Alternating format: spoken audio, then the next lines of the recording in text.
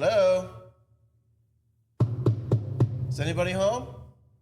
Hey, yeah, come on in. What are they doing coming to the front door? I know. You'd think anyone who matters knows that they need to use the side door. Were we expecting visitors? Maybe. Did you make plans? You guys said 9:30, right? Oh, yeah. 9:30. Yep, come on in. You can find your way around and sit wherever. Expecting guests at your church this week? Don't treat them like that on this episode of Rural Pastors Talk. And thank you for joining us for another edition of Rural Pastors Talk, a podcast highlighting the advancement of Christ's kingdom in rural places just like the town you live in. The rural church is not the baby pool we splash around in before moving on to bigger opportunities. It's not the place we're confined until we can take off those training wheels. And it is not God's penalty box as a punishment for breaking the rules. No, Jesus died for his people. And as long as Christ's people live in rural places, a vibrant, healthy, rural something, multiplying presence of his church. Hey, yeah, you got will it. be there too. I got it. I lost my place for a second. Hey, welcome to this episode of Rural Pastors Talk. My name is TJ Freeman. I am a rural pastor for almost a couple decades now. What's going on, guys? This is Josh MacClaren. Been in rural ministry for almost 8 years. Hey, my name is Joe Wagner. I've been in rural ministry for about as long as TJ has, so almost 2 decades. There we go. And mine technically wasn't rural the whole time. I rebelled against rural for a season. I'm glad to be here as a rural pastor today with you, dear brothers. So what's going on the episode today? Well, we're going to discuss our worst hotel stays. We're going to discuss why hospitality, in particular greeting, matters for your congregation. We review oil changes. All right. And then a quote to float your boat. Bye. Yep. We'll find one before the end of the episode. Very good. That's how professionally we do it over here. So what's your question about hotels, Josh? You had What's the worst hotel stay you guys have ever had? Who wants to go first? I have a doozy, so I'll go whenever you'd like me to. All right. If your doozy can be my doozy. So we were staying at an unnamed small city on the eastern seaboard. I'll leave it at that. And we pulled in. I went to the front desk, said, hey, I need a room for my family. We were on vacation. And they said, sure, you can have a room. Pull around to the side because you're going to have to go in that entrance, but I wouldn't park there. And I was like, okay. So we pulled around to the side, unloaded the whole crew, my family with all of my children go in. We go in and we look at this room, and it was, it smelled like an armpit. The room was horrible. And then I went to the front desk. I'm like, hey, please, will you change our room for us? This one smells really bad. And they said, sure, you can go onto the other side of the hallway, and there's another room over there. So we went over to that room. We go over to that room, which was slightly better. I pull open the shades to let in some sunlight and some vitamin D, and I look out, and there's my car. And one of the locals is testing my bungee cords for all of our vacation equipment was strapped to that, and I was like, this isn't good. So I had to run out there and scare them away, and Ashley, my wife, smuggled the kids up to the front desk, and I told her we'd meet her, and we got out of there in a hurry. Yeah. Did you get a refund? We did get a refund. Wow. I was like, can't stay here. This happened. And they're like, okay, like they expected it. Happens all the time. Yeah. All right, what's your doozy, Oh, man. Josh? Well, it actually just happened within the past 2 months. We traveled to Florida to watch our nephew and niece compete in some indoor track finals for college. And on our ride back, our sister had booked 2 hotel rooms for us. Same hotel we stayed in on the ride down. It was like halfway. And we get there really late, like midnight. And they're like, and she had already checked us in like 12 p.m. We get there and they say, oh, we don't have a room for you. We're like, what do you mean you don't have a room for us? She says, oh, well, the site has been overbooking everyone. We literally don't have a room for you. So now I have 2 grumpy kids who just want to go to bed. So we scoured hotels in the area, and there's this softball tournament happening, like an NCAA softball tournament happening. So you're toast. So we're toast. So we drive a little bit forward. We call a guy. He says he has rooms. We get to the room. Nothing is clean. Bathroom's dirty. There's trash. We're like, what is going on? He says, oh, I'm so sorry. The 6 rooms that have been told, we were told were available, none of my cleaning staff actually got to. None of them are available. We sit in this room for like 15 minutes. And then it all ends with us getting to Buc-ee's at 3 a.m. and sleeping in the parking lot. You mean for you 4 didn't hours. want a hot sheet in an unknown hotel room? Oh, Nope. yeah.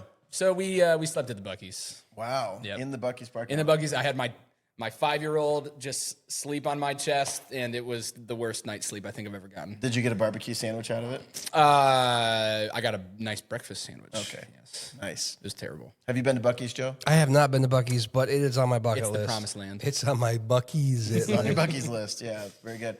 I can't top either of you guys' stories, but I have several bad hotel stay experiences because for most of our marriage, we ain't got no money. And so you're finding just We'll leave the light on for you. yeah. Amen. Yeah, that's right. And like one time, often when you stay at a budget hotel, they allow pets. And so one time it was just like a nasty pet peed on the floor kind of a situation.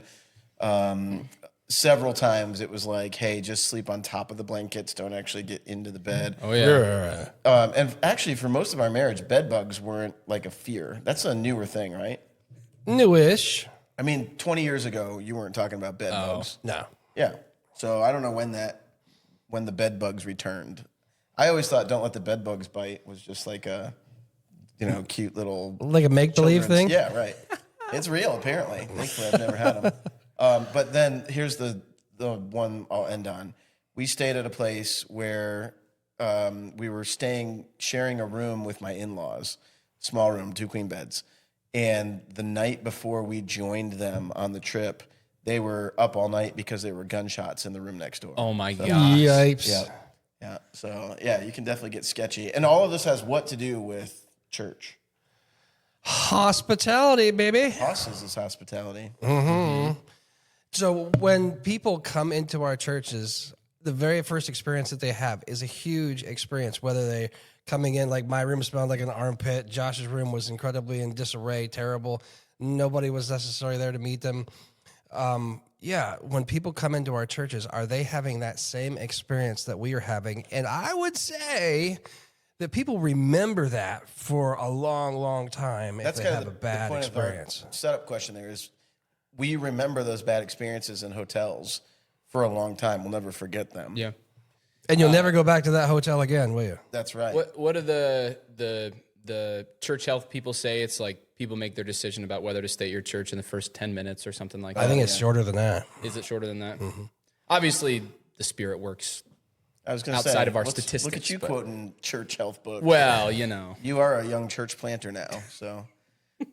Hey, so have you had any bad experiences at churches with hospitality? I started last time, so somebody else is going to start this time. I'll start because I went last time. I'm going to generalize. We have the opportunity through the Brainerd Institute to spend a lot of time at other churches, and so we get to see a lot of stuff. Plus, we've all just been around the church world for a long time, so I'm not thinking of any one particular church as I share this, but I want to just kind of generalize. Often, there's the assumption that nobody new is going to come to church today, and so we don't make preparations for people to come, and we can be surprised if somebody knocks on the door. Common example is we no longer use the front door. Josh, you've seen this before. Yeah. I heard tell of a church that did not have their front doors open. They had them locked. And the defense was, well, anyone who's going to be here knows that the side door is unlocked. Yeah. So obviously we're not expecting anybody new. Nope. And anybody who's gonna come should already have it figured out. Yep. A number of the churches I've preached at, for whatever reason, they've stopped using the front doors. Usually there's like a back parking lot, and then there's a little side door that's open, and the front doors don't open at all. So what does that communicate to people when we don't open the front doors? We're closed. That's right. Yeah. Or we don't want you. No vacancy. Yeah, it's like a no vacancy sign. Yeah. That's exactly right. And so if you're in a rural church and you've gotten used to the typical crowd, you're not really expecting guests, and you don't open your front doors, let me encourage you, open them joints. In fact, if in the nicer weather months, especially if your church is anywhere near other homes or a main street, something like this, a side street, open those doors and let the word of God flow out from that building right onto the street. I mean, that is a wonderful testimony. When our church was in town, we opened the front doors, even though everyone came in the back door parking lot, and we left them open the whole service. And people would comment on that they would drive by and see it or walk by and see it.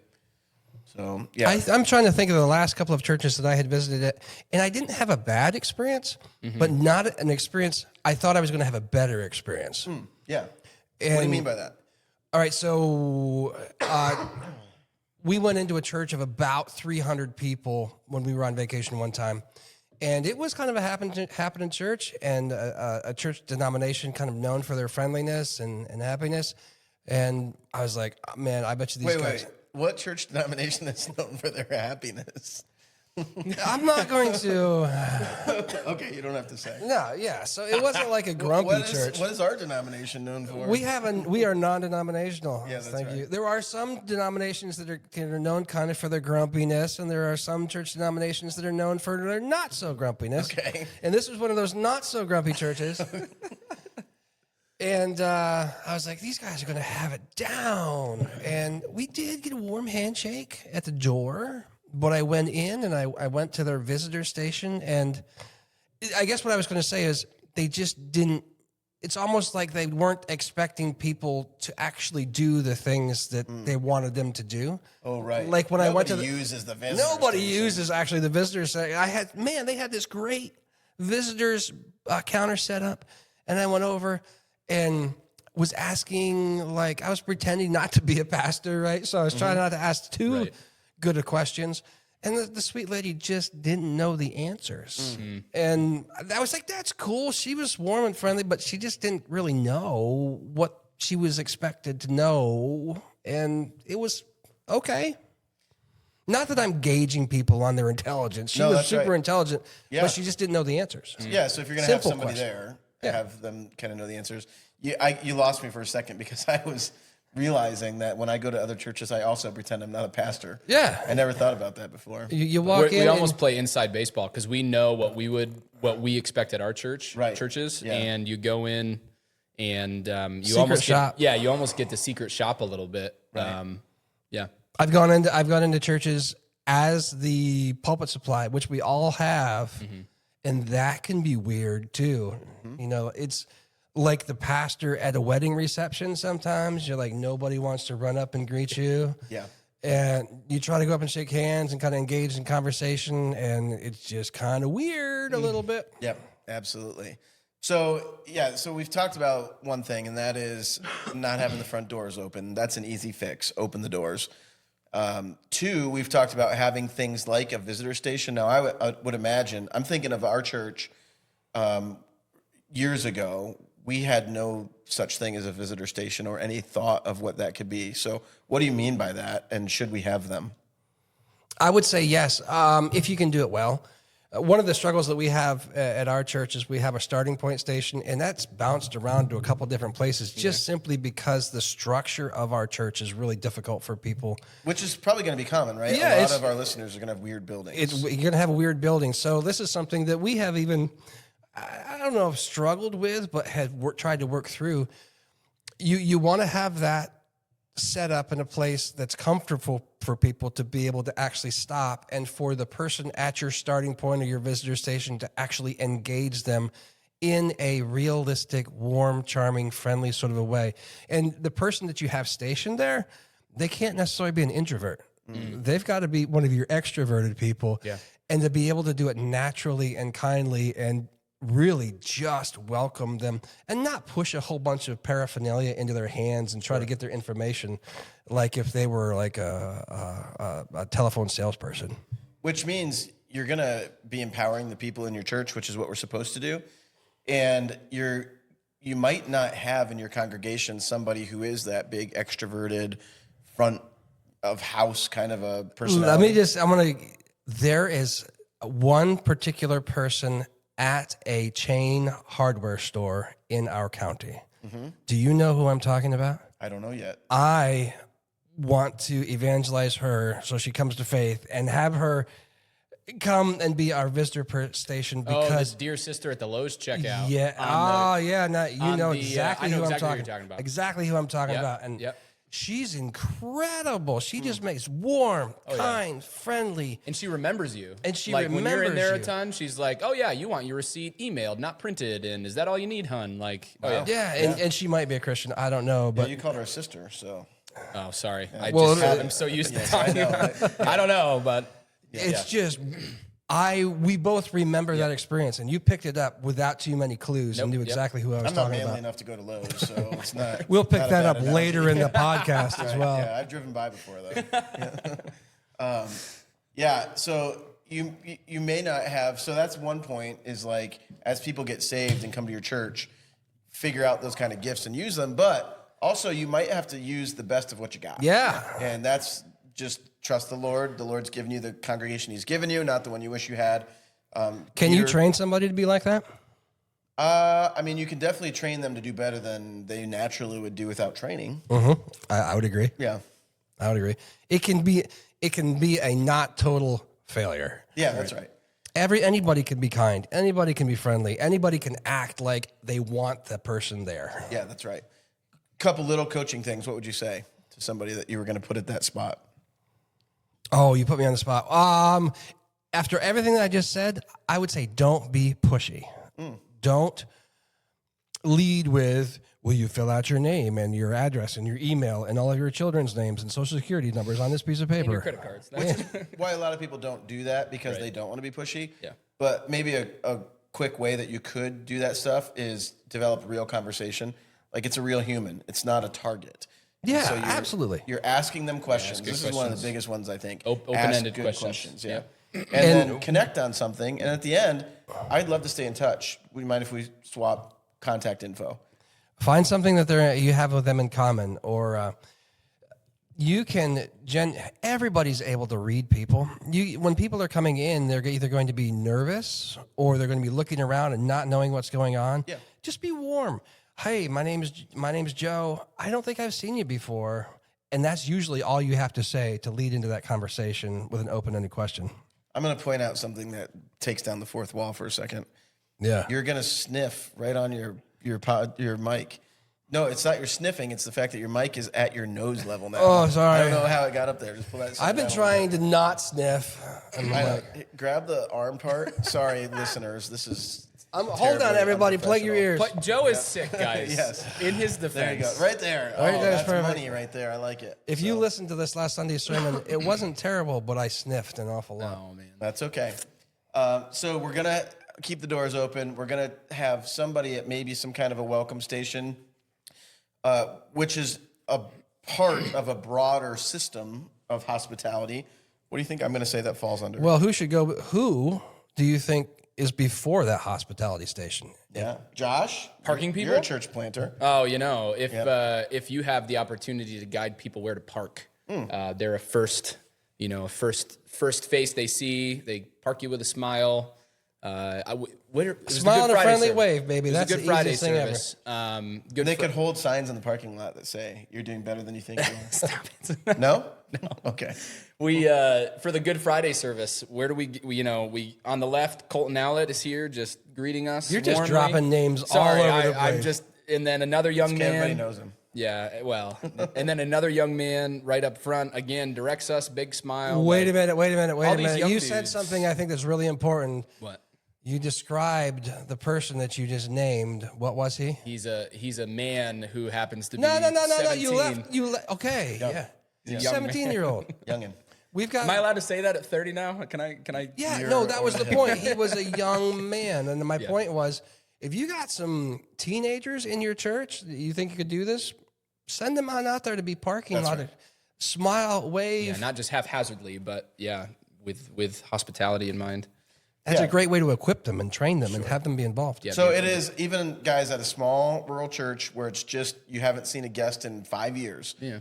Stick somebody out there in the parking lot, put a little vest on them so they don't get run over, and let them greet the people as they walk in. Nobody's going to have a problem with that. No one's going to have their feelings hurt that they were greeted while in the parking lot. Very few volunteers will say no to being a parking lot attendant because true. it's so easy. Yeah, that's right. It feels way less threatening even. Yes, it does. Yeah. Well, because we're not even just practicing hospitality, right, for guests, but also for our members as well. Yeah. Paul says, so then as we have opportunity, let us do good to everyone, and especially to those who are of the household of faith. So our hospitality starts with each other.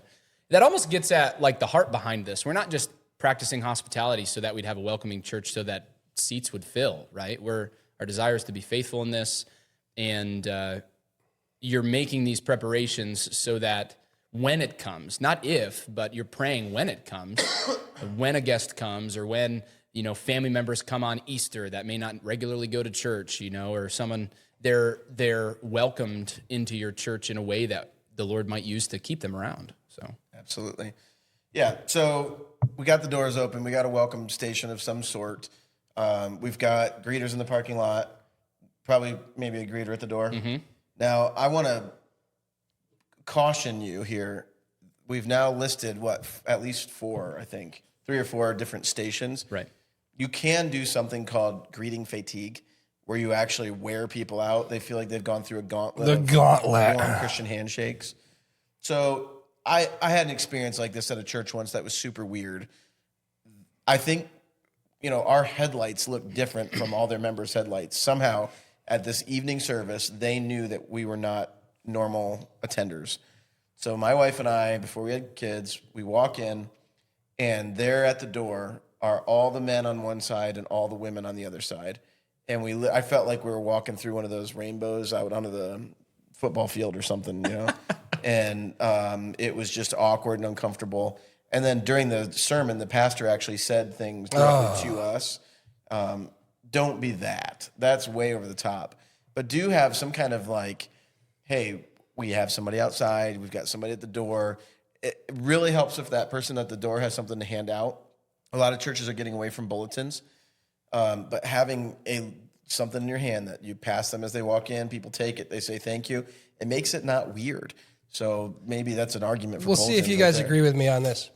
If you're going to err one way or another, I would rather err in smothering them with hospitality and welcome. Yeah, just don't make it feel like a cult. Shiny heavy people. The reason why I'm saying that is I don't want people to be tentative for how much energy they put into it. Yeah, sure. Yeah. But whatever you do, Pastor, don't point them out from the pulpit. Yeah, that's right. That's a no. That happened to us on our honeymoon. I did that one. We went to this little church in the middle of like Redwood Country, California, and it was a good sermon, and the church was so hospitable. The one thing though, the pastor was like, "Oh, and we have guests walking in." We were like, "Ah!" Yeah, that's right. Okay, so I'm going to then kind of take us away from, so we've got our greeters, we've got our doors open, things like that. What else can you do just generally to be hospitable around the building? Josh? Refreshments. To a seltzer. Yeah. Refreshments, coffee. People are willing to talk when you've got a drink in your hand. Amen. That is super secret power right there. Yeah, it makes you feel more human, I guess. Like, especially dudes. Dudes are more willing to open up when their hands are being occupied and they've got a project to do. Oh my project is to go get this cup of coffee. I'm going to for whatever reason, they are more willing to talk and open up and share that experience with somebody. I'm going to say something that's going to just shock you. I'm ready. Get your sock shocked off. Oh man. Brew Folgers coffee. Whoop whoop. Yeah. Or Maxwell House. My dad is so pleased we moved to Folgers coffee. Right? This illustrates my point. Now, I love good coffee. Yeah. And when I came to town from my big city experience, where we intentionally served good coffee and people were thankful for that. You mean fancy pants coffee? Fancy pants coffee, yeah. Which is anything other than Folgers in most rural people's mind. So we served really good coffee. And you know what the church said to me? We can tell you're serving good coffee and we don't want that. We don't want to waste the money on that. Just get the Folgers, run it through the drip machine. For some reason, put salt on top of it. I don't know why they did that, but here is this a really silly little story. Hopefully, it makes sense. I ran out of coffee the other day at my house, and I didn't have TJ level coffee, but I had decent name brand coffee that was better than better. Say it, quote unquote. I don't know. Okay. I think it was something silly like Black Rifle coffee or something like that. I tried. Yeah. So like not top level, but. And I ran out of coffee, ran down to the Dollar General, which was 3 miles away from the house, and I just needed a little bit. The one near my house? Yeah, the one near your house. And I was scanning, And the Dollar General is not always the cheapest place to buy coffee. And I'm like, I just need a little bit, the cheapest stuff. And it was Folgers. There you go. Brought it home, put it through the dip machine, took my first sip, and I was like, this is like Grandpa's Tastes house. like home. Yep. Tastes like Yep. home. Right. Yeah. Yep. So I've repented of my good coffee making and just happy to serve Folgers. Fancy pants coffee. So have maker. somebody brew up a pot of Folgers, put it out there, put it somewhere normal. Now I'm going to say something that is a little fancy pants. Please don't use those little styrofoam cups. That when I you would agree. grab them, they just crumble. They disintegrate. It's just practically, it's just not very good. Right. Go on Amazon, get a decent set of paper cups, maybe even with the little sleeve, something like that. That's a great way to serve people. So yeah, you have some kind of refreshment out. Here's a big one that I think people forget: signage. If I walk into your church and I gotta go and I cannot figure out where the bathroom is, that is the most frustrating experience ever. And it's not hard to put up some signs that say bathroom this way, and make sure if you were a guest with fresh eyes that you could actually follow those signs to the restrooms. Whatever you call it, sanctuary, auditorium, whatever, have a sign there so people know where to go. If you have Sunday school, this is a big one. We've actually messed this up lately. In our Sunday school hour, we did kind of get used to guests not coming as much. That's something typically that you're a member or regular attender before you start going to Sunday school. And it's easy not to have a greeter out for Sunday school. And it's easy to think that everyone knows which classroom to go to and what the topic is and all that stuff. Joe does a really good job of developing signs to put out and all that kind of stuff. We just got to remember to make sure we have somebody who's going to put the signs out. Yeah, that's the thing, the follow-through part. I have actually two things about signage. Part of my strategy about Sunday school signs is not just directional. Like, that's primary. I want to get people into the right classroom to go to the right class that they're interested in. But also, when those signs are out in the hallway and they are good signs, then people in the 10 o'clock worship hour, as they're coming in and coming out, they can also see that they're there and maybe come back again and join in for their signage in a small rural church that's got a lot of traditions is not the easiest home run that you think it would be. You might get some pushback on this one. In a different church, I did put some signs up. Auditorium, classrooms, bathrooms, just really simple things. And I got some grumpy people. There was two reasons why they were grumpy. Because I didn't ask them to make the signs, I think was the real reason why they were grumpy. But the other reason was almost exactly what you said before. This is a small church. People can figure it out. Well, no, they can't. Or maybe they can figure it out, but they want to be confident in the decisions that they're going to make. Right. Yeah, that's really good. So there's just a note that maybe you're going to have to bring your congregation along on why we're doing it. The third thing I was going to share, I thank you for reminding me, that was my opportunity to be able to share and teach and equip not just that person, but other people about visitors and hospitality. Josh, you're at a church plant in a rural community. Yes. Where the church is underrepresented. There's not a lot of healthy churches in that community. And you have been going through tough spots, like tough actual meeting spaces, buildings. And here's where I'm going with this is we are encouraging people to plant churches in towns where there's no healthy churches. So presumably, Lord willing, and with God's help, some people are listening who are going to be in a similar boat as you, where maybe they've had to meet in a home, they've had to meet in a rented space, something like that. How do you handle hospitality in a rural community when you don't have a home church, home building? Yeah, I think signs to get there, because we can't have a permanent sign up. We can't, because... So how do you do those? We have A-frame signs that have double-sided cardboard. Now, there's still room for improvement. We can get our service times on the ones closest to the main you said the word cardboard there. I don't want to confuse anybody. Gator board, actually. Yeah. Is that what it's called? Okay, so they're plastic. They're heavy-duty plastic, and then you Velcro, these rectangular signs to them. They've been very useful, easy to set up and tear down. In our current meeting, we have had as much as 13 signs set up at one point because of where we met. We met at a local university, and there was like 4 different ways that you could get there. So we actually directed all of the traffic one way, and we had signs set up at each potential intersection to make sure everyone was going the right way. So we had guys setting up 13 signs at one point, but that way people knew where they were going and they didn't get confused. And on the rare occasion where we didn't get all of them out or we had forgot, people were even members got a little confused, which is not great. We have one way as we talk, I'm thinking, man, we should have parking people. We've been meeting in so many different locations. We don't always have someone outside to greet people. And that's how help them easily where it to park. happens, right? We know the principle, but then some circumstance distracts us and we move away from it. Now, we most recently lost perhaps the best greeter on the planet to another church plant. But my dad's been filling that role really well, by God's grace. He greets people with a warm smile, shakes their hand.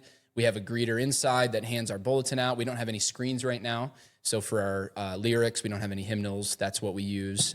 We have we call it starting point, almost right next to the coffee. We have coffee that we welcome people to. And from the announcements on Sunday morning, I try to just share some housekeeping things, where the bathrooms are, where they can go for kids ministry check-in. We'd love for you to stick around afterwards and just enjoy a cup of coffee with us, these types of things. I have a couple things on signs. Sure. Say it. Don't put too much information on them. Make it so that people can read those signs. If the sign's going to be out at a place where people are driving by, make sure that people can read it at 55 miles an hour. Yeah. If people are walking, make it so that they're able to read it. And I don't necessarily push back on your times on putting on the signs for like, you can put those times on there, but make sure that people are going to be able to read those. Sure. Make them big. Make them. So legibility is key. Make them neat. How long did you design signs for, Joe? I was gonna say, he's a sign maker. Yeah, a long time. Long time. Yeah. And then also, one of the things with signs, it's worth the investment. I would spend a couple $100 on an A-frame sign. Not that it's going to cost you that much, but total investment. If you're in a church building and you've been there for a long time and nothing on the outside has changed at all, putting an A-frame sign out there with a couple of planters changes the look, catches the eye, and I guarantee you that people will be able to see that. People that would look right past your church, you've got something new out there that catches your eye. Yeah, and that's a way. Well, we're going to wind this section down here, but before I do, just a couple other quick hitters. Make sure that your entryway is clean.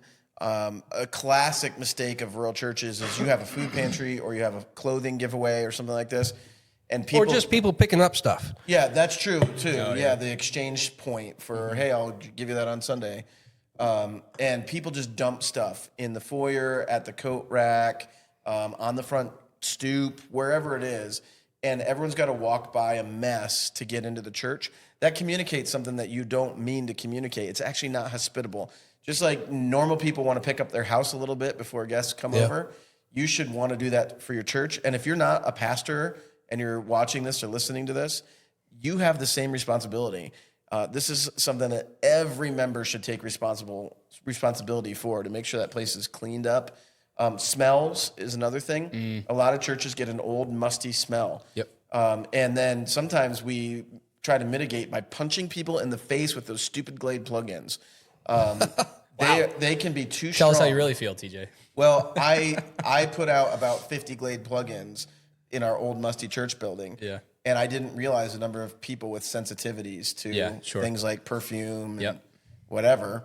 And I was punching them in the face, and I didn't even know it. We recently stayed in an Airbnb, and there was like 8 of them, so I unplugged all of them. It was very overpowering. Yeah, and part of you is like, what you trying to cover up? Yeah, right. So, but hey, burn some mild-smelling candles. I was waiting for incense in there. Put some incense on the altar if you're authorized. I've got more things about hospitality. Yeah, I know we're going long. Punch list. All of these things that we're talking about, whether it's signs, whether it's greeters, whether it's parking lot attendants, whether it's people handing out bulletins, those are all ways for you to equip the saints for the work of the ministry. Amen. Get them involved. Yeah. This is just an incredible, easy way to be able to build investment from your folks and get them involved in the church ministry. That's right. And then so we haven't even talked about ushers yet.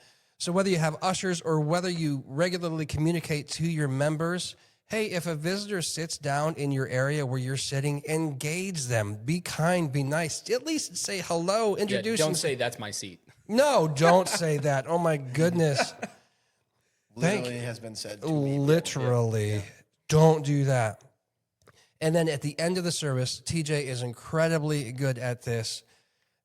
Along with the charge that you give them about the sermon, give them a charge to be hospitable to one another.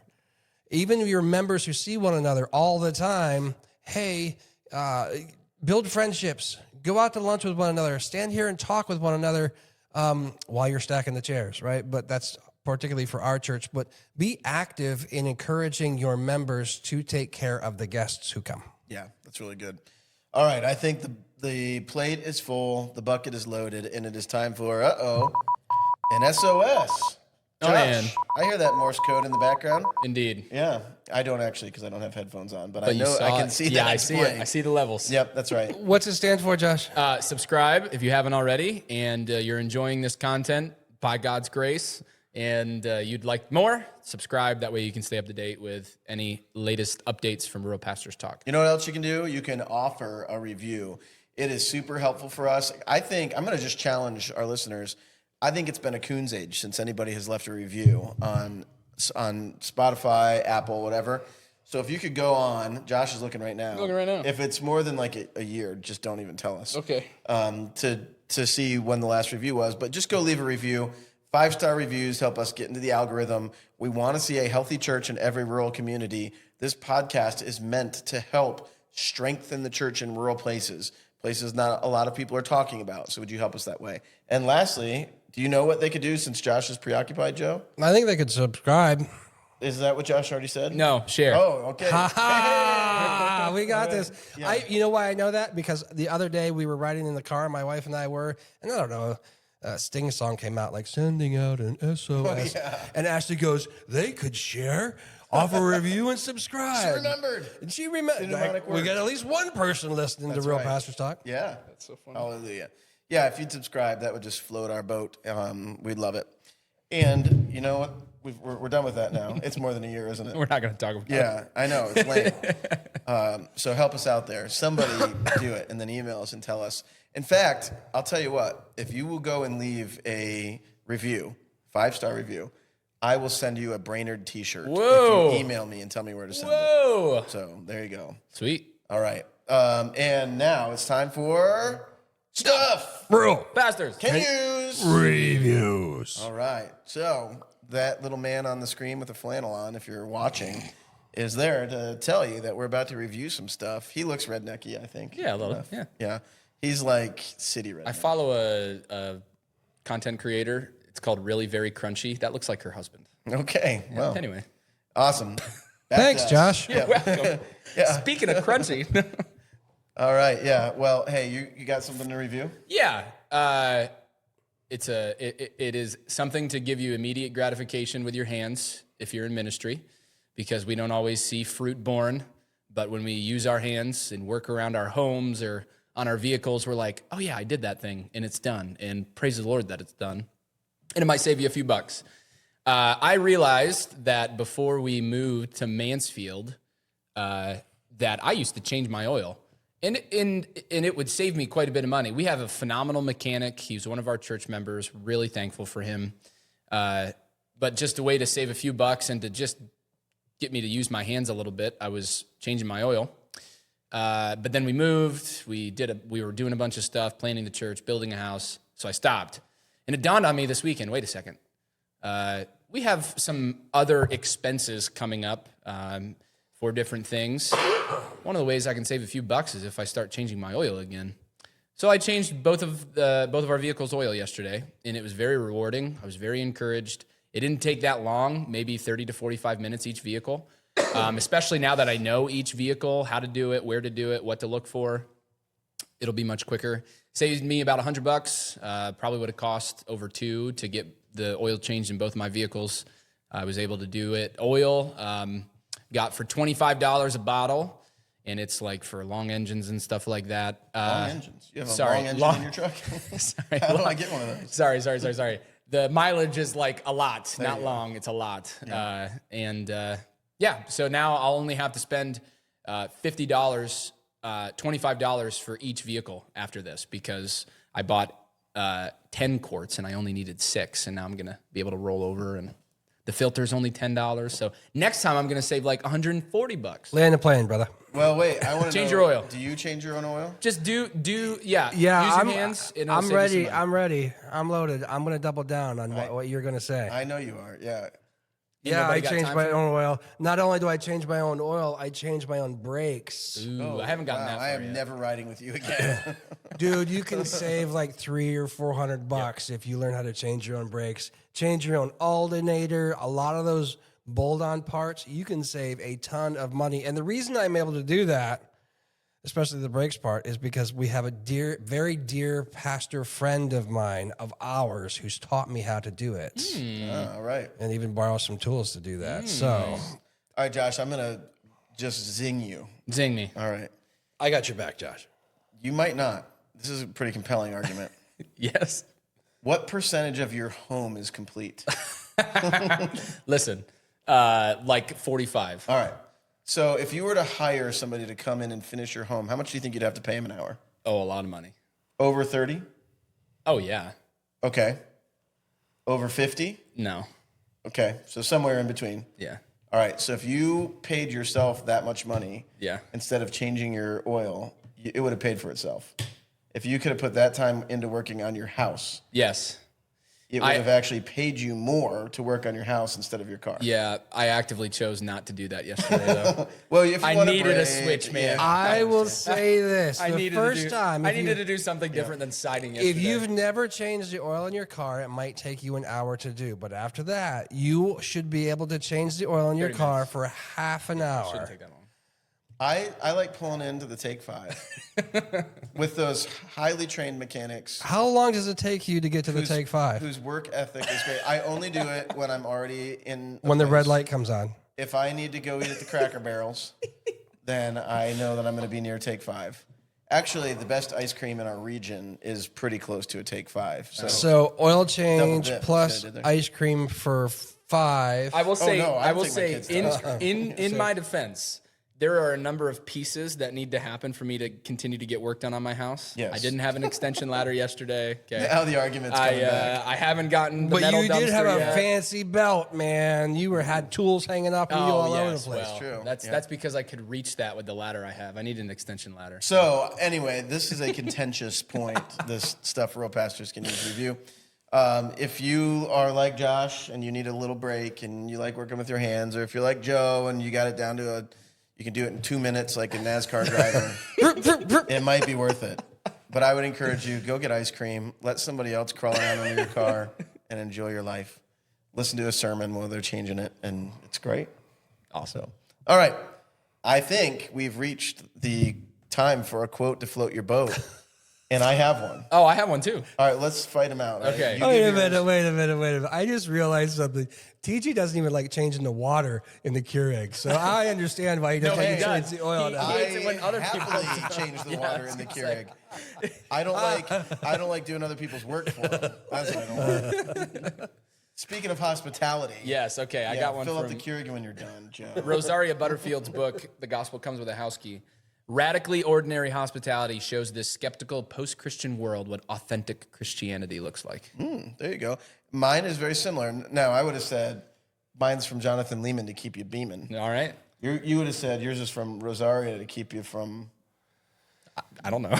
getting too far away from good hospitality. Great. All right, Jonathan Lehman says, hospitality pictures aspects of God's generous love in the gospel.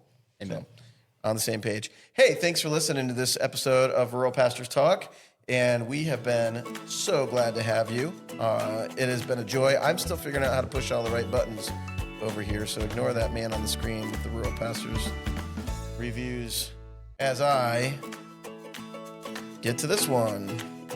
There we go. All right, hey, that was about the worst way to land the plane that anybody could do it, but you stuck around for all that. Thanks for joining us on this episode of Rural Pastors Talk. We look forward to seeing you here again, and we're so thankful that you are out there in the middle of nowhere making Christ known. See you next time. Bye. Raise your Ebenezer.